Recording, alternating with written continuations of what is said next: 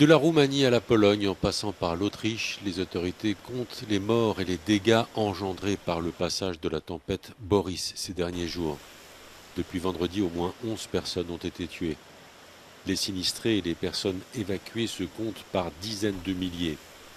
Des centaines d'agglomérations sont privées d'électricité et parfois d'eau courante. Des routes et des lignes de chemin de fer sont coupées. En République tchèque, les autorités ont déclaré l'état d'urgence inondation dans une centaine de localités et les services de secours ont évacué de nombreuses villes.